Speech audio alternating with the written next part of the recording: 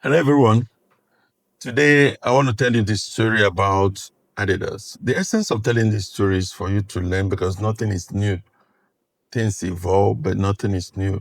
And as an entrepreneur, you need to learn from those who have sustained their businesses over centuries to know how you can build a business that will be transgenerational. So, the story of Adidas is about a young boy born somewhere in the Bavarian town, a very small town in Germany, born to a family where the father was a cobbler and the mom was had a small laundry.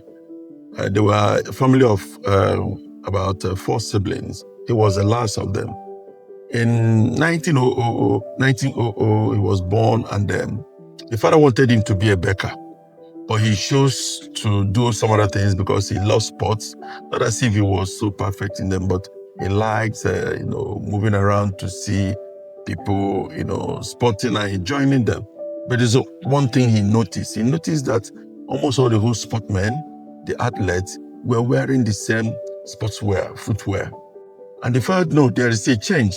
There is something that can be, touched, to enhance performance of those athletes. And he took this thing into the mother's laundry room.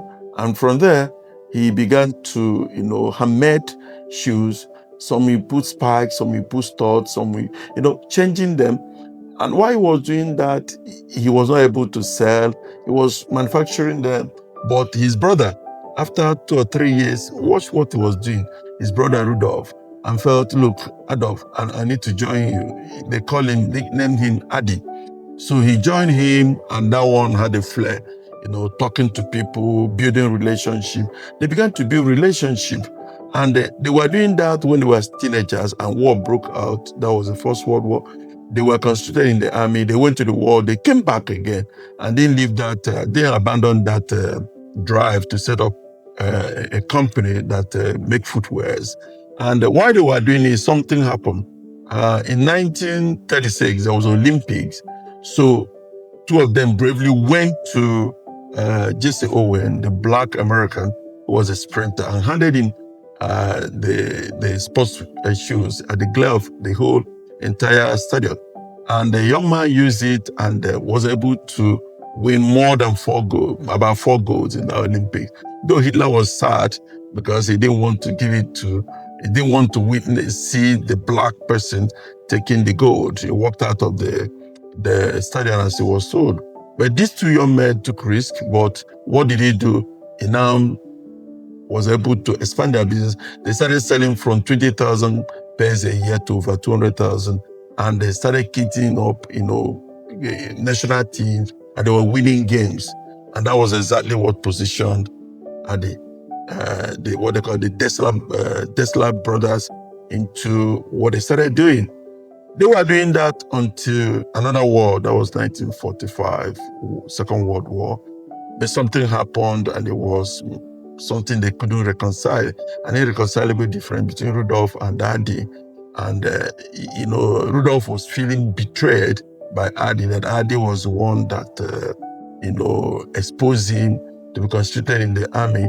And in fact, Adi had to testify at some point against his brother Rudolf. Let me not bother myself about that. But what happened is that this now became a very big feud in the family. But something happened in the case of that feud. Rudolf went to prison, came back after 1 year. In 1947, he rolled out his own shoe factory, and they divided the company. And that's the company you have today. They call Puma. Rudolf, set up Puma, and Adi went up to set up Adidas. He got Adi from his name with Dassler, and then got the Adidas. Two of them today are, world brand in terms of footwears and sportswears, all of that. Though they didn't get to reconcile all their life, after 1978, Adi died of a heart attack, and his brother died later, but they couldn't reconcile to their death. What happened is that the company, some years after, came together and had a handshake, and even played some football just to mark the beginning of their company. So what are we learning from here is not only to hear the story of these two brothers, the Dassler family, who went ahead to build Adidas and the Puma you have today, but what are we learning from that? It's not because, let me give you this, that you are skillful does not mean that you have become an entrepreneur.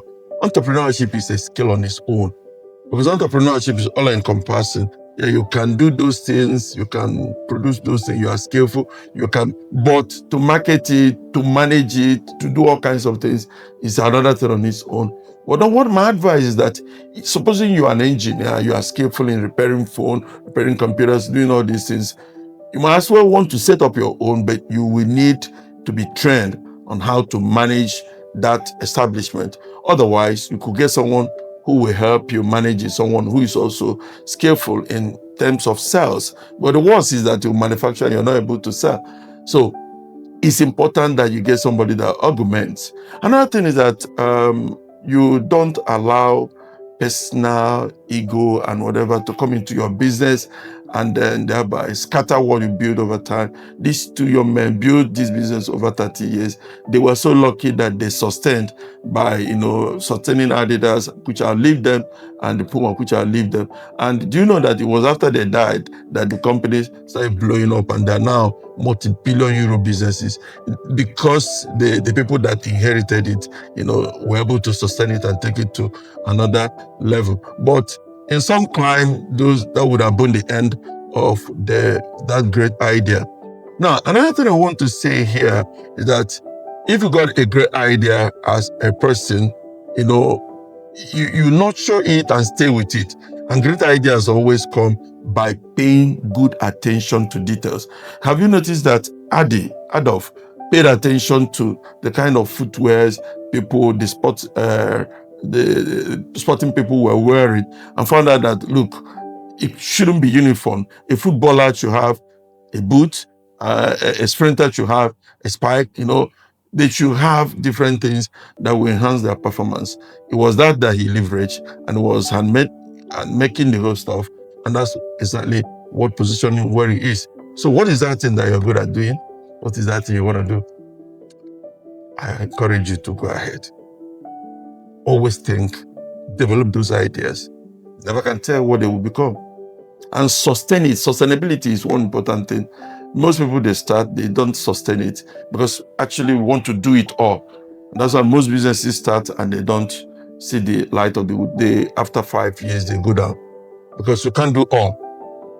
You might be skillful, but the weight of management, manage staff, manage customers can overwhelm a person, and that will be how the person will abandon such business. But instead of abandoning it, come with what you have, your strength, do a SWOT analysis about yourself, get somebody that will augment your weakness when you have done your SWOT analysis, and then together you can build a business. And make sure you define it.